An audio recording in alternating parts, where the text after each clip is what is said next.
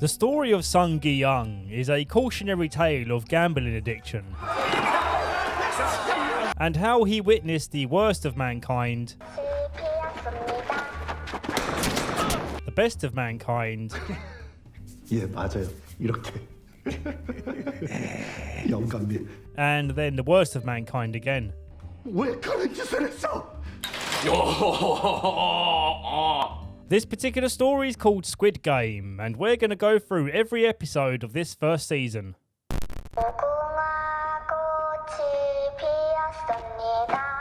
Meet Sung Gi-young, the first of many names which I'm probably going to butcher today. He's a guy who's down on his luck, having to live in a tiny apartment with his mum and having to use her money because he doesn't have a stable income. And we learn later on that this is because he spunks most of his money gambling on horses. His mum reminds him that today is his daughter's birthday, so he should go get her some fried chicken as that's her favourite. Yeah, I can relate to that. But Sung Gi-young decides that his mum didn't give him enough money, so he steals her credit card. This is our protagonist, everyone, a real modern day hero. He goes down to the ATM with his buddy and tries to guess the pin on Mummy's card. This is my favourite comedy scene in the first season of Squid Game. 비밀번호 바꾸셨네. 니네 엄마가 드디어 널 버렸다야. Make the most of this funny stuff right here because the show's going to get real dark real soon. He's finally guessed the correct pin and now has the money he needed to buy his daughter a present. So he gambles it on a horse and loses. Oh. On the surface, Sung's character is played as a dark comedy, but really what we're seeing here is a man suffering from his gambling addiction. When he loses, he tries again, risking what little money he has left, basing his chances on winning on blind faith that using his daughter's birthday numbers will rescue him from the situation. Again. Luck, however, does appear to be on his side at this moment because he wins 4.5 million won, which is about 2,800 in British pounds and 3,800 in USD. I'm only showing you this because when I first watched the show, I thought 4.5 million won made him sound like a rich man now and that all his problems would be resolved. But then I remembered that I'm not overly familiar with Korean currency or the prize money that you could win at horse races.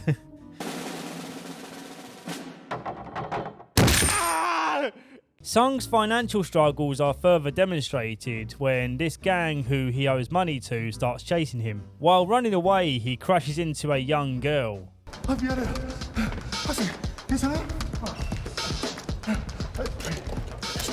I like this short moment, not only because it's funny to see him fumble around trying to give this girl her drink back, but also because it shows this guy isn't a total a-hole. Despite his less than noble actions, he does try to be a kind person sometimes. He's spending time he doesn't have to help this girl get her drink back. And earlier he tipped the bookie after winning his money. When the mob corners Sung into a restroom, Sung reaches for his money to pay them back, but then realises that it fell out of the hole in his jacket when he bumped into the girl. Strangely, the mob boss does this in response.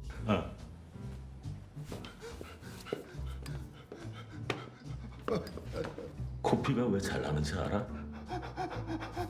그 안에 무쇠혈관이 많아서 그래. What the hell is that? Do you just bring a large bowl everywhere with you just in case you run into one of your debtors? Your debtors? Debtors? Just in case you run into one of the people who owe you money. We're shown that these guys aren't just your average moneylenders. They trade in human organs too. And they make Sung sign a contract saying that they're going to collect his organs if he doesn't pay up next time. Remember these organ dealers because I have a theory about them for later in the show. With Sung Gi-young down on his luck once again, he sheepishly asks for his tip money back from the bookies, as this will be the only money he can use to buy his daughter some form of gift. Maybe a Happy Meal or something, or gamble it on a grabbing machine and lose horribly again. And yet again, this down and outer is saved by dumb luck, as a guardian angel in the form of this kind-hearted kid.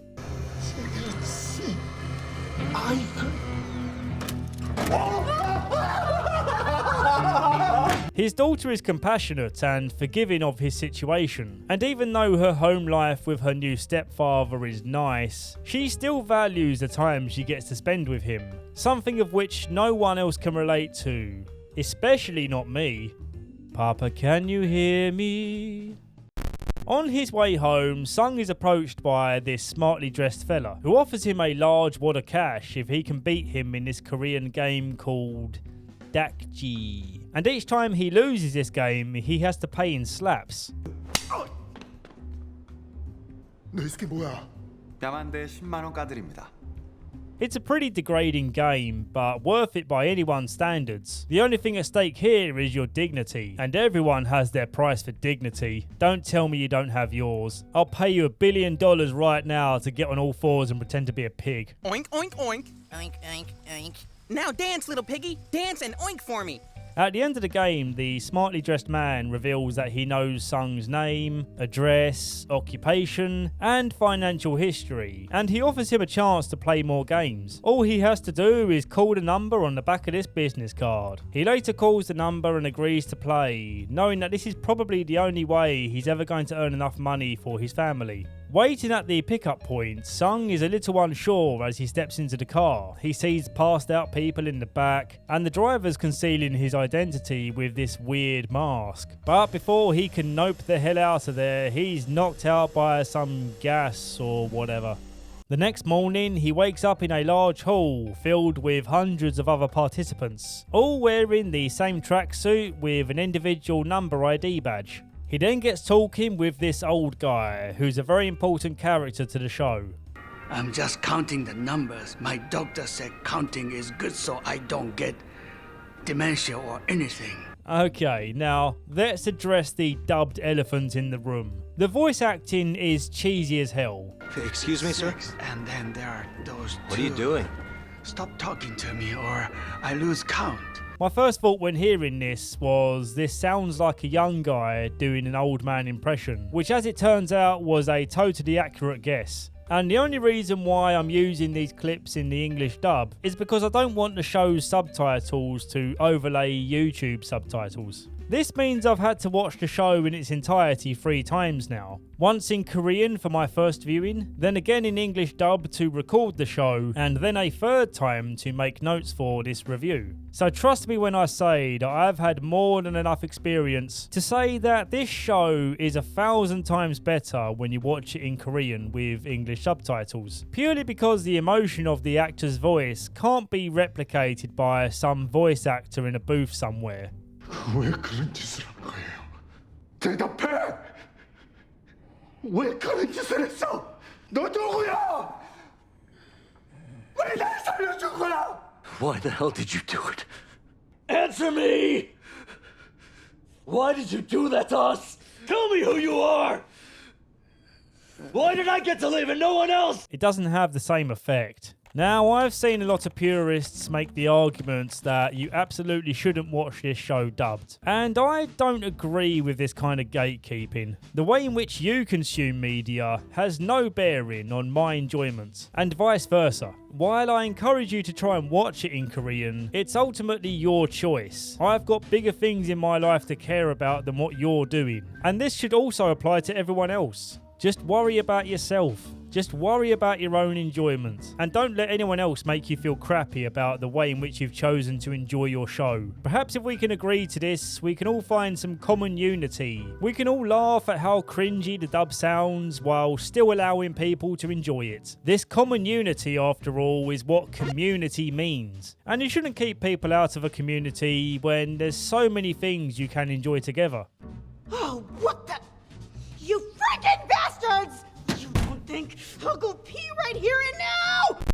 Now let's get back to the action, because it appears a man is beating up a woman while everyone else just stands there watching. Seems a little unrealistic that no one is intervening, but this undisturbed clash allows some exposition to happen, and we find out these two know each other, which is important for the game they're going to be playing today. Speaking of which, here are the game masters to explain the rules. Rule number 1. Once you start playing, you're not allowed to stop until the final game ends, with the only get out clause being that the majority of participants have to agree to stop. Rule number 2. If you're caught trying to win by violence, you'll be eliminated. And there's more rules which are revealed later, but for now, let's just get playing. The first game is red light, green light. Players have 5 minutes to get to the safe zone, but they can only move after the creepy robot girl says green light. If her chameleon eyes spot you moving after she says red light, you're out of here.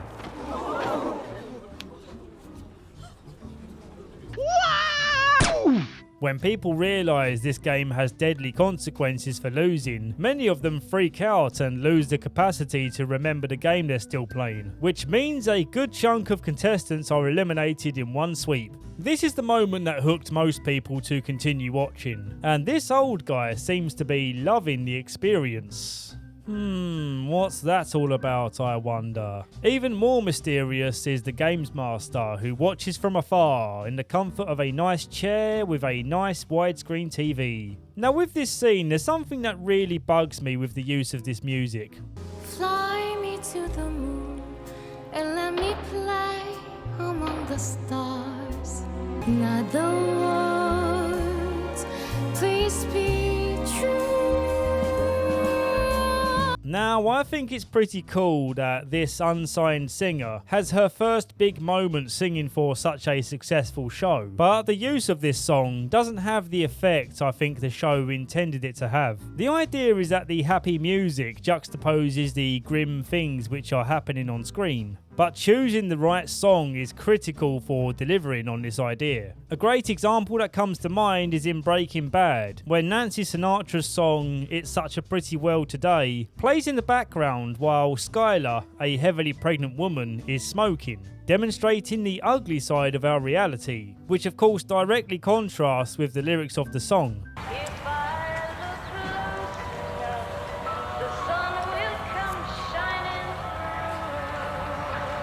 Also notice the tone of the song here is a stronger contrast to what's used in Squid Game. The song lyrics for Fly Me to the Moon are about being in love, which of course does contrast with being killed. But it's not really a clever contrast. There's no irony to it. And also this particular cover has a romantic tone to it. I think you'd be better off using this song in some divorce scene. You could play this song on the radio in the background of a couple bitterly arguing about their broken love or something. I just feel they didn't put too much thought into this choice, and I do have my suspicions that they chose this song purely based on the fact that they wouldn't have had to pay this artist too much money and probably just offered to pay her in exposure or something. And of course I don't know that for sure, it's just a suspicion. But still, this choice just let the episode down for me. Well anyway, this is the end of the episode, and we're left with some survivors to get more familiar with in the following episodes. The camera zooms out and it's revealed these games are taking place on a remote island. What in the battle royale is this?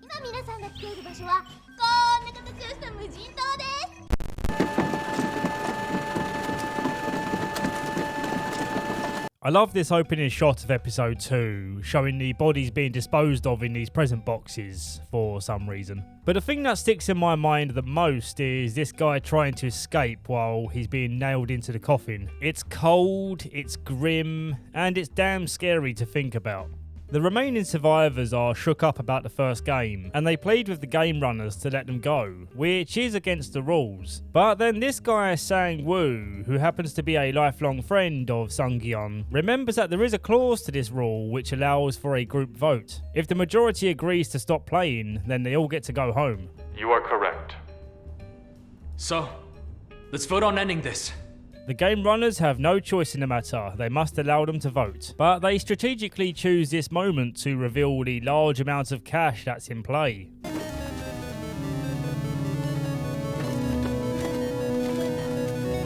And this shot is pretty damn tasty, don't you think? Seeing all of their faces glow up, admiring the shiny star of financial freedom. The noises, the colours, all of this just screams Las Vegas. And it's not just admiration we can see in their faces, it's the hunger and desperation of a gambling addict. The show creator wrote Squid Game to emotionally reflect on his own family's experience with financial struggles. And I think he's done a pretty good job. Hats off to you, Hwang Dong-hyuk.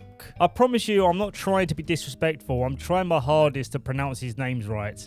With the voting in full swing, the split between choices is conveniently even, as the last man rolls up to apply the determining vote. And who else should it be but the old man, who despite seeming to enjoy the first game, chooses no.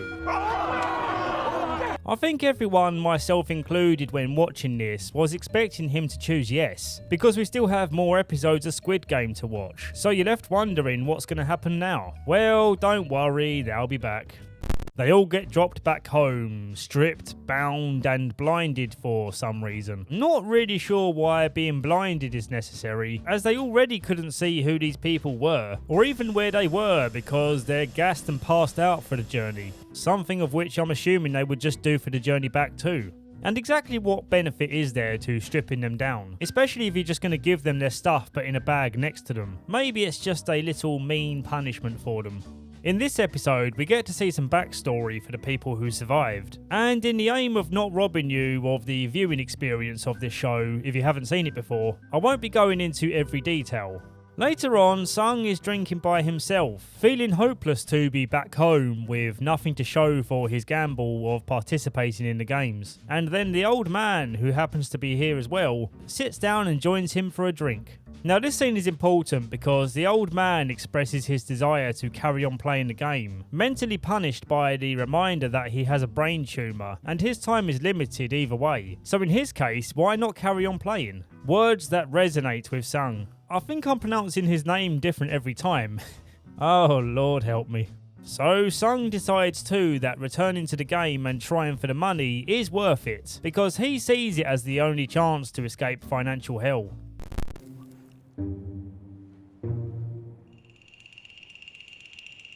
There's a subplot where a policeman sneaks onto the boat to infiltrate the Squid Game organisation. But if I'm being honest, I felt his storyline wasn't all that interesting, and it really only served to allow the audience a backstage pass so we can see the inner workings. Which I guess is cool to see, but I would have preferred the inner workings to remain a mystery, perhaps until later in the season, or even maybe a future season. Keep the mystery going, you know? So with that in mind, I'm only going to focus on the main characters in this story, and maybe I'll occasionally reference the police guy when I feel it's necessary for context. 93% of the participants are back in the game, which is equally as amazing as it is sad. 93% of all of these people were really that desperate. From here, people start to form alliances with each other. Sung Gi-young gravitates towards his lifelong friend Sang-woo, and also the old man. And also, they're joined by this friendly Pakistani fella called Ali. Ali saved Sung's life in the first game. And he was also very respectful to Sang-woo during their brief visit back to the mainland. Sir, do you have a cell phone on you? Thank you, sir. And thanks again, sir. Thank you so much, sir. Anyone who wants to call me sir would definitely be welcomed in my team. Sir. With everyone teaming up, we also meet this crazy lady called Han Mi-nyo. Nope, I'm not doing it. I'm not going to keep insulting the good people of Korea. I'm just going to go ahead and call you Crazy Bitch. A lot of people don't like this Crazy Bitch character, saying she's annoying and too much of a cartoon character. You all ready to hear some rain? 야 싼다! 야 줄줄 잘 나온다! But honestly, I really like her. She's a critical person in the game of politics that the contestants play. She sleeps with the powerhouse bully for protection. She supports the cunning rebellious female to gain an advantage in the game. And then later she becomes an outcast, which demonstrates to us the strength in being part of a group and the weaknesses of being an outcast. Thanks, bye. Going back to her helping the cunning lady, I realised I forgot to point out that this is the same person who Sung bumped into in episode 1, and it's important to keep that in mind for later on. While she's in the vents looking for information, she comes across a kitchen where the game runners are cooking large batches of sugar, and she passes this information to Sang-woo before the next game begins. Upon realising that the game is Dalgona shown a candy cutting, Sang-woo makes the decision not to tell his group. This is his first ruthless and morally questionable act we see in the show. And we all sit here asking ourselves, would we help others or would we do the same and just look out for ourselves? I'd be willing to bet that it's the latter for pretty much everyone. So for now, I can't see a reason to really hate the guy for this decision. But just you wait. He's going to do something later, which is considered by most Squid Game fans to be a step too far. In this game, they have 10 minutes to cut out their honeycomb shapes without cracking the shape itself. A sigh of relief for the people who stood in the circle and triangle lines, and a sigh of hopelessness for the stars and umbrella people. With the pressure of the time ticking away, people start to crack, both figuratively and literally.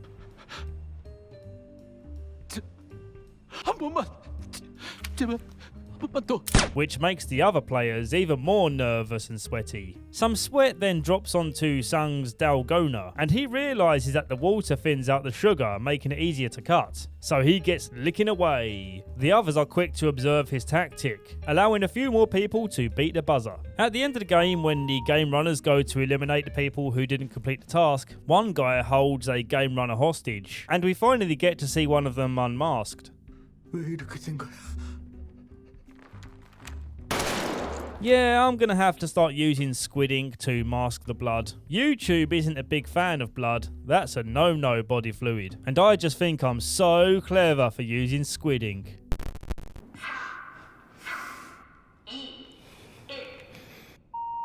Feeling disappointed with their mealtime, Crazy Bitch and her new hunk of man meat scheme to cut in line and get seconds. When one girl goes to call them out, Crazy Bitch lets her protective dog off the leash. Soon everyone finds out the hard way, this guy is the alpha gorilla of this group. 너 때문에 깨졌잖아, 이 개새끼! 씨발 삐쩍 마른 새끼가 식탐은 많아가지고 씨. We'll call him Snake because he reminds me of Snake Jailbird from The Simpsons. Backstage, one of the players has secretly been assigned to help with the organ collecting, a thing which the show doesn't really elaborate on, but I suspect and also hope that the next season's going to circle back to these gang members from episode 1. They've definitely got to be involved in this, right? In exchange for his help, the Doctor is given information about the upcoming games, which of course gives him an advantage. He's told the next game is Tug of War, so he needs to team up with the strongest in the group. I know what the next game is. It's Mousetrap. And it's good timing that he's managed to worm his way into Team Snake, because Snake goes full Cobra Strike mode that night and starts killing people.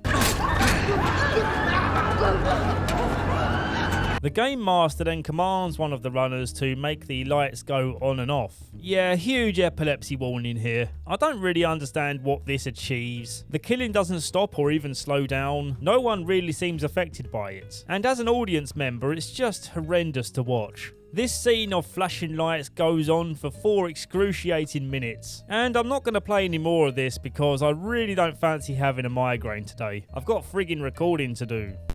It's time for the groups to form teams of 10, and Snake knows that the tug of war will require some strong men, which means no amount of bathroom boning is going to buy a Crazy Bitch a ticket into this game. 오빠 없이 안 되는데.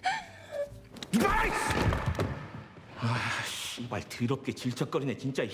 Turns out this dog ain't so loyal after all. She vows that he will pay for his disobedience. Bad dog.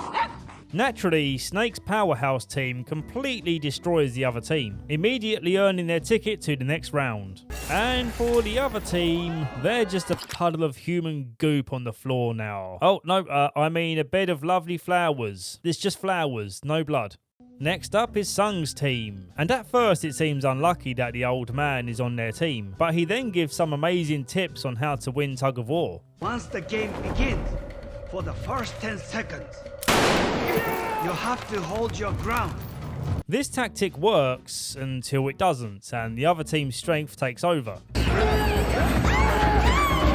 Sang-woo has an idea though. Lunge forward to make the other team fall down, he says. Crazy Bitch then says, hey, are you also crazy, bitch? We'll die if we do that. But the team pucker up their courage to give it a shot, and the episode ends with a cut to black.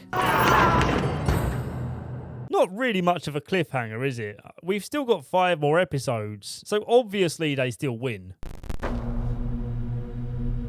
Of course the plan worked. Sung Gi-yeon and friends lived to tug another day. This episode slows things down a bit for more character development. We see more drama unfold as the Doctor rebels against the guards, tired of the constant pressure of their demands. This is a bunch of bullshit! He storms out of the room and one of the guards follows him to convince him they can work things out. But then Big Boss Man shows up and shuts the party down. He was completely unaware of the deal they had struck with the Doctor. You ruined the most important aspect of this place. Equality. Everyone is equal while they play this game. Here, every player gets to play a fair game under the same conditions. The rest of the episode focuses on this cop guy, and he finds out that his brother was one of the bodies they harvested organs from. Yeah, I'm not saying it's not interesting, it's just not interesting for me. It's nowhere near as exciting or interesting as the main storyline, you know? So because it's my video, we're gonna move on. The Games Master hangs the cheaters as a display to demonstrate the serious ethics they have on fair gameplay. Each and every one of you is considered an equal within the walls of this facility. We truly apologize for allowing such an unacceptable incident to occur. But enough about that, because we've got some heartstrings to tug in this episode. The game being played today is a simple game of marbles. Each person has 10 marbles, and they have to win all of the marbles from the person they partnered with. And they all made this partnership before they knew what the game was going to be. It's marbles. Old man, we're gonna be playing with these. Are you familiar with it? Ah, yes, very familiar. Used to have a lot as a kid. Oh yes. What I especially love about this episode is seeing the different dynamics between the players. We've got a married couple, we've got 2 new friends who trust each other, but ultimately one is subservient to the other. We have 2 young women who obviously still have a lot to live for. We have the bully character with someone who he believes to be lower than him. And we have our main guy who is starting to form a granddad type relationship with this senile old man. He cares for this granddad character a great deal, but they do have a game to play. The episode title Ganbu is a childish colloquialism which means best friends, and this word represents the childhood memories the old man is reliving in his mind. He gets so lost in his memories that Sung gets frustrated with him. 영감님, 저희가 지금 게임을 해야 돼요. 이상하네. 이 골목이. This frustration to get the old man to play the game adds some great, if not all that realistic, tension. 제발 정신 좀 차리라고요. 이렇게 있으면 우리 둘 다 죽어요. When they finally start playing, however, the old man claims he can't remember his own bets, so Sung takes advantage of this to win the game. Now I take issue with this because surely this would be classified as cheating. The start of the episode made it very clear about everyone having an equal opportunity to win. So wouldn't the guard watching this be like, doesn't seem very fair to take advantage of memory loss. You're attempting to cheat, so you're out of here, pal. Just before the timer is up, the old man willingly gives his last marble to Sung, after revealing that he knew he was being deceived earlier, which implies that he always intended to let Sung live, which at first seems really sweet, a kind-hearted gesture from a humble old man. But again, just you wait. Sung walks away mournfully as the shot fires. And I gotta admit, this had me choked up. Especially as we've just found out this old man's name is Oh Il Nam. But this moment wasn't the saddest part of this episode. Oh no no no. Ali, who is quite possibly the sweetest guy in TV history, placed his trust in Sang-woo, when Sang-woo suggests a plan that could theoretically save them both, only for Ali to realise at the last second that Sang-woo had deceived him, replacing his marbles with rocks.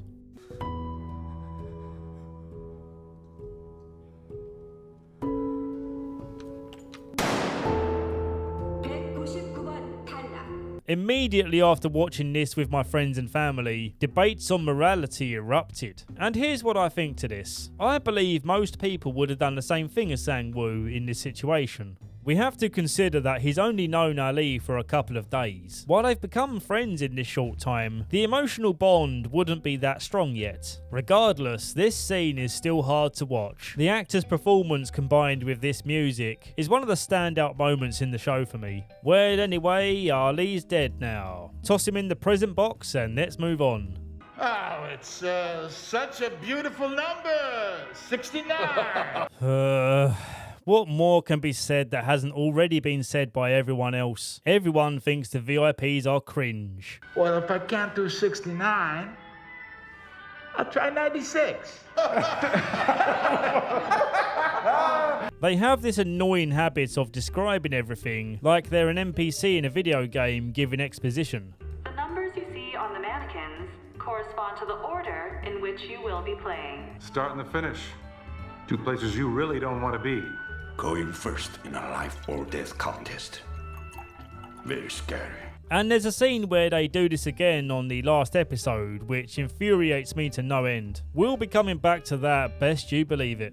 If there's any positives to observe, I suppose it makes sense that there are people paying money to watch these games. Otherwise, how would they afford all of this? No points for originality, of course. But it makes sense for the show to introduce this concept to us. I just wish they spent a little more time developing these characters into something less cartoony. This episode would be wholly skippable if it wasn't for the actual game, where they cross a bridge made of glass panels. Choose the weaker glass and you go splat splat. Another morality question stirs up in this game. Would you push the person in front to make a choice if they were taking too long? And again, I think yes you would. Because if you think about it, it's a win-win for you. If you push them onto the wrong choice, they wouldn't be able to hold a grudge on you because they would be dead. But if they choose correctly, you've done the right thing. Crazy bitch then gets her revenge on Snake.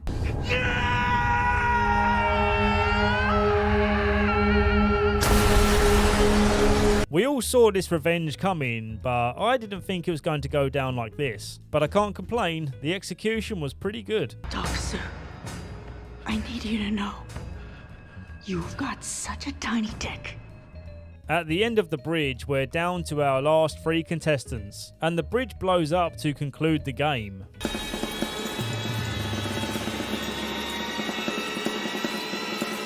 The sound of the drums and the sharp violin strings really complement the exploding glass. What a great way to end the episode.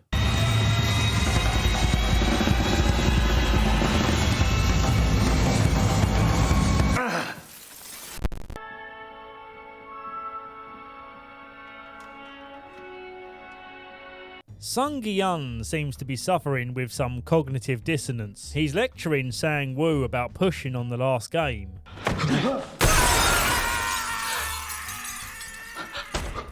But really, what the hell else was he supposed to do? He's no more immoral than anyone else who agreed to play this game in the first place. You all chose to come back to this knowing what the consequences of the games were, where letting others die is literally the only way you can win. I think this plays into Sung's irresponsible nature and slightly juvenile naivety that we saw at the start of the show. He doesn't appear to have a firm grasp on reality, always living on a prayer instead. The mysterious lady, who I told you to remember, and I also don't think I introduced her by name, reveals that she has half of the glass bridge sticking out of her kidneys. Oh, that's not good. But she manages to hide this TV and movie trope just long enough to dress up nice and enjoy a delicious looking steak. At least she didn't die for nothing. That's a premium looking steak, that. This episode shows the police guy has finally been cornered after his digging around, and just before he gets shot in the shoulder, it's revealed the game master was his brother or something. But I'm confused. I thought his brother was the corpse from earlier being dissected. Does he have 2 brothers involved? I don't know. Again, in my opinion, it's just not that interesting. I'm sure we're going to be given some more clarity on this in the next season, but until then, let's move on to this touching scene of Sung Gi-yeon and, let's just call her Sad Sally, coming to an agreement that if either of them make it out alive, they promise to look after the other person's family. Sung doesn't yet know that she's beating on death's door, which is quite surprising considering the amount of blood that is surely pissing out of her clothes right now. Not sure how she managed to keep that plugged up so well.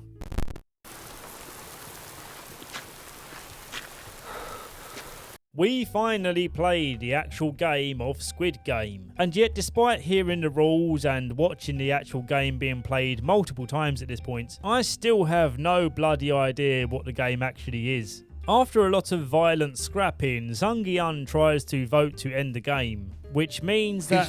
Giving up the prize money. Hey, shut up. Right here at the very edge of victory. It's my job to over-explain everything. In all seriousness, I can't stand it when a character explains the obvious. And it's worse still when the character explains how you're supposed to be feeling right now. And they could have eliminated the problem by simply cutting the scene like this. Player 456 wants to stop the game. No fucking way. Player 456 wants to stop the game. He's giving up the prize money. Right here at the very edge of victory. No fucking way.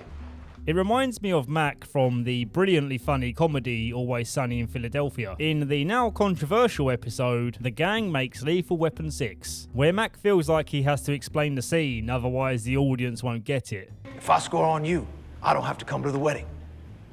That's right. So all I do is score once and then I don't come to the wedding. Yes. Partner. That's my partner right there. And that's a callback from the beginning. So it's come full circle. We know. I have a passionate belief that Netflix taking this episode down was a mistake, and in my opinion it actually poses a danger to the future of comedy. But that conversation's for an entirely different video if I ever decide to make it. Back to the story. Sang-woo decides to sacrifice himself in an act of redemption, and just before he died, he left the audience with a depressing realization. 어릴 때 형이랑 이러고 놀다 보면 꼭 엄마가 밥 먹으라고 불렀는데 이제는 아무도 안 부르는데. This reminiscing about days past plays into the greater theme of this season. Think back to the old man from earlier, our Ganbu, our childhood pal. Yeah, well as it turns out, he's still goddamn alive. 대답해! 왜 그런 짓을 했어?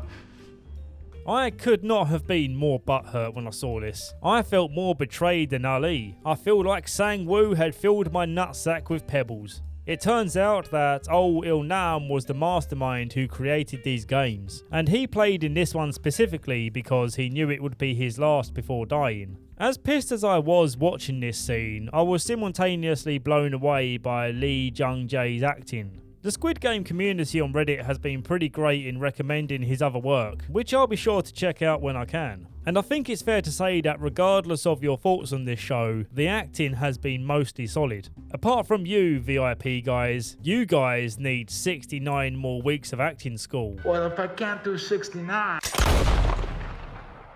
The way this show ends didn't leave me on the edge of my seat, if I'm being honest. I felt it was pretty obvious he wasn't going to board the plane and instead choose to go back for revenge. So I feel maybe they could have left it on a better cliffhanger. Maybe have the gang members from earlier catch up to him and say it's time to pay up. But then he refuses because he's all badass now, with his anime hair and such.